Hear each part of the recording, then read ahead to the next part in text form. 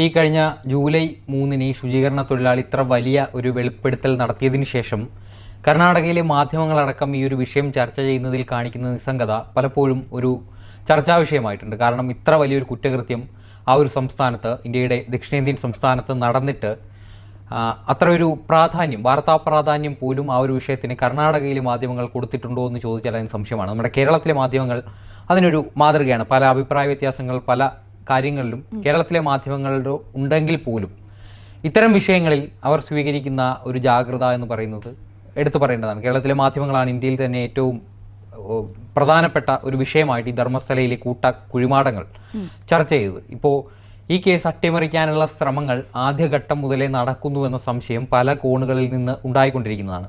അതിലേറ്റവും ഒടുവിലത്തെ ഉദാഹരണമാണ് ഇക്കഴിഞ്ഞ ദിവസം ഈ കേസ് അന്വേഷിക്കുന്ന സ്പെഷ്യൽ ഇൻവെസ്റ്റിഗേറ്റീവ് ടീം, ആ ടീമിലെ ഒരു ഉദ്യോഗസ്ഥൻ ഈ കേസിലെ പ്രധാന സാക്ഷിയെ ഭീഷണിപ്പെടുത്തി മൊഴി മാറ്റാൻ നിർബന്ധിച്ചു. ഈ ഒരു വെളിപ്പെടുത്തൽ ആരുടെയെങ്കിലും സമ്മർദ്ദത്തിന് വഴങ്ങി ചെയ്തതാണ് എന്ന് നിർബന്ധിച്ച് പറയിപ്പിക്കാൻ ശ്രമിച്ചു എന്നാണ് ഈ സാക്ഷിയുടെ അഭിഭാഷകർ ഇപ്പോൾ പരാതി കൊടുത്തിരിക്കുന്നത്.